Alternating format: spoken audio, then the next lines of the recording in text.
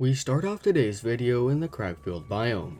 Now, normally nothing special can really be found here besides an alien teleporter and the wreckage of a life pod. It's always been one of those biomes I never really paid much attention to.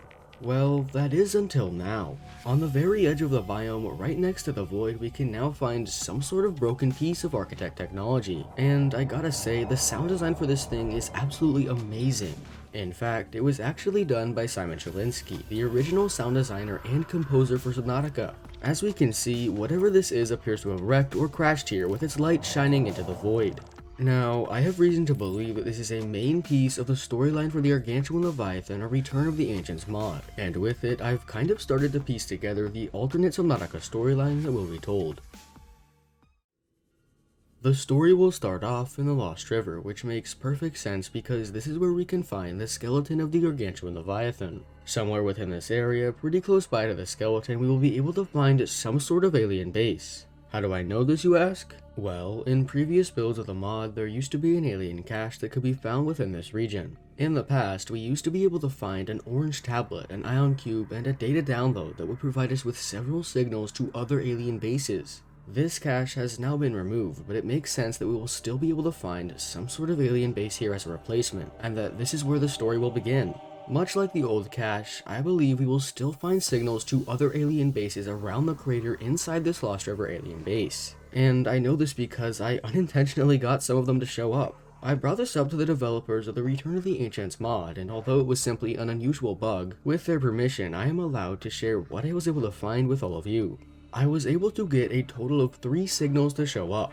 Unlike the original cache, I believe we will receive these signals one at a time. So the Lost River base will provide us with a signal to another base, which will give us a signal to another base, and so on until we will have found all of the alien bases in the crater.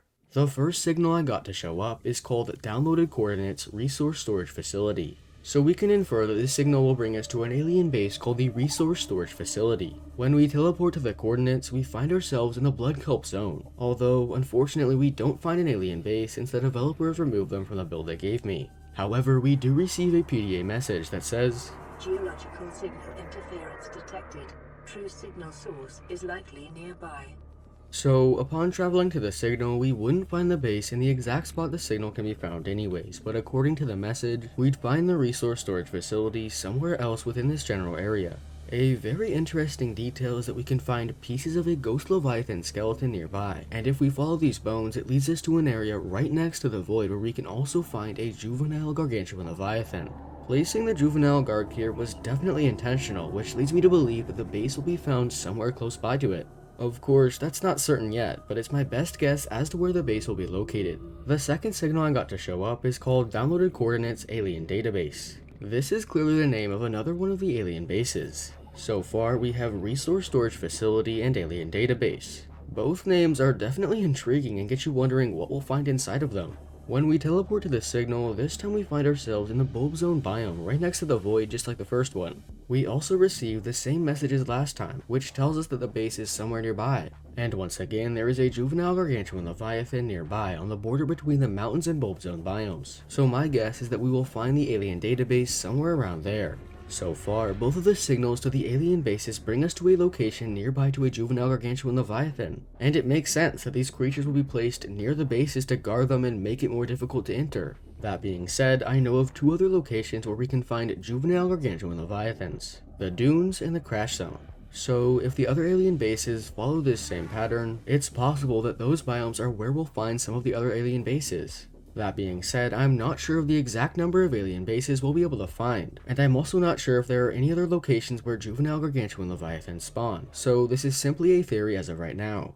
But what exactly will we find at the last alien base? We've established that each alien base will provide the player with a signal to the next alien base. So what do we get at the last alien base? Will it be another signal? Where will it go?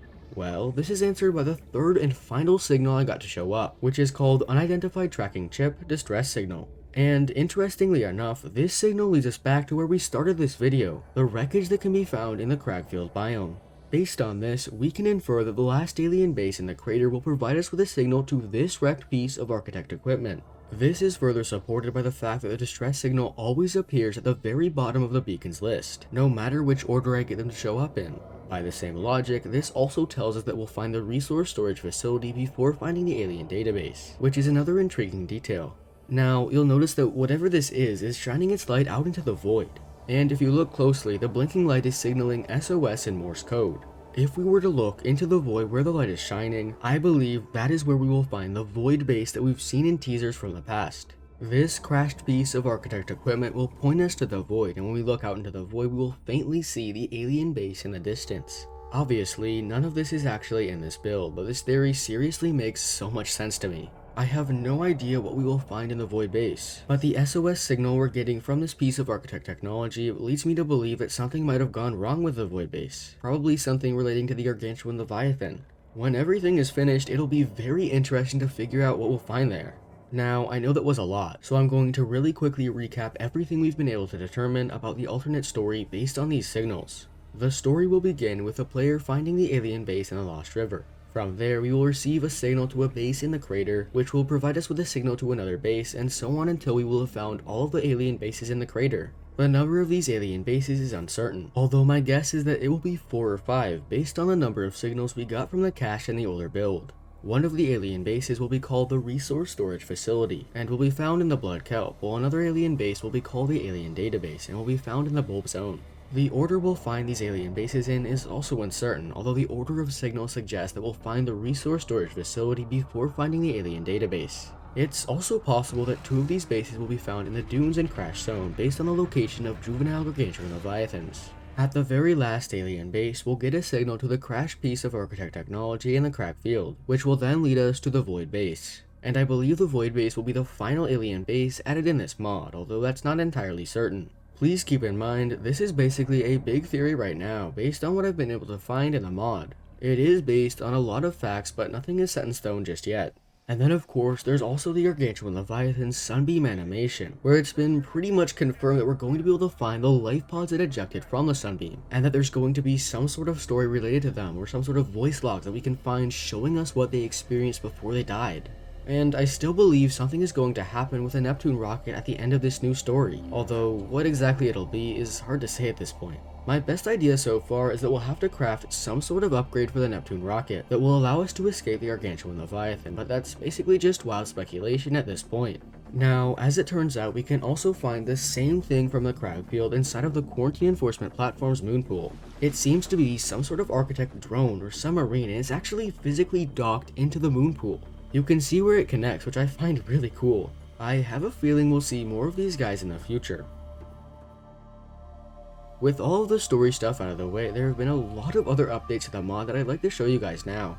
The first thing I'd like to talk about isn't entirely related to the Gargantuan Leviathan mod though, but in a way it is. I'm not going to spoil anything about it, but what I will say is that this is a teaser for a side project that I've been working on with several other people for some time now. What exactly this is and what video I'll make with it, well, I'll leave that up to the speculation of the comment section. Next up, there have been several updates to the adult Gargantuan Leviathan in the Void. Firstly, as you might notice, the texture for the Gargantuan Leviathan's eyes have been completely overhauled. Funnily enough, they kind of remind me of the Eye of Sauron for the Lord of the Rings, which isn't exactly a bad thing. In addition to improving the eyes, which I think look much better, they've also improved the Garg's eye tracking, which is how the eyes follow the player. Now, besides the updated eyes, the main update to this mod is the addition of DLC and texture pack support. This came at quite a surprise, but at the same time I gotta say it's an amazing idea. What this means is that in the future when the mod is released, there might be tons of different texture packs for the Gargantuan Leviathan that you could choose from, essentially giving you the ability to customize the Garg and make it look like what you want it to look like. Additionally, there's also the potential for DLC created for this mod by the devs that would add new content to the mod. Now, the devs have actually given us 2 texture packs for the Garg that we can check out now. One's called the Gargsepticeye and the other is called the Gargaplier. I think you can probably see which direction this is going in. The first one I've installed here is the Gargsepticeye pack. Now, firstly, I gotta say the colors on this thing look absolutely stunning. If this was just a standalone color texture pack, I would totally install it. Seriously though, it would be so cool if we could just have color variant texture packs kind of like this. And secondly, as you might notice, the Gargantuan Leviathan's eyes are actually septic eyes, which I think is a great touch. Alright, so now I have the Gargaplier texture pack installed. The main thing you'll notice is the Gargantuan Leviathan now has a mustache, which is a reference to Wilford Dwarfstache, a character on Markiplier's channel. And then of course we have the cool pinkish red color, which isn't as cool to me as the green, but is definitely still up there. It also kind of looks like the eyes have been tweaked to be more of a red color. As some of you might remember, in previous videos I talked about the issues the developers were having with the baby Gargantuan Leviathan. Specifically, the baby Garg's spine wasn't working properly and would visibly break and glitch when it was spawned in. Well, today I'm happy to tell you that this issue has been completely fixed, which is great news because with this huge problem fixed, the developers are now free to move forward with other things. Funnily enough, it was actually a single line of code that ended up fixing everything. Additionally, there's actually been a new Alpha Peeper variant that's been added to the game. If you remember, this is the first variant, this is the second variant, which is my personal favorite, this is the third variant, which is my second favorite, this is the fourth variant, and now finally, this is the new fifth variant. This guy honestly looks pretty cool and honestly might be my third favorite variant because I love the green eye and how the blue blends with the purple.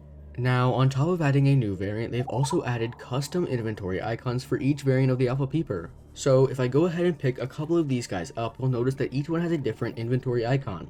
You can also see they've been given a description: small edible prey fish, high calorie count. And interestingly enough, they've also added the ability to cook and cure these guys. Upon being cooked, as you can see, they give the player 42 food and 6 water and have the description of rich tender meat with a peculiar seasoned flavor. And apparently this is an excellent meal. Another thing I noticed as I was just exploring the sparse reef is that we can find 3 reefback leviathan skeletons scattered around the biome. Upon getting close to one of these skeletons, we receive the following PDA voice line. These appear to be the remains of a reefback leviathan. It would seem that even in death, these massive creatures play an important role in the ecosystem.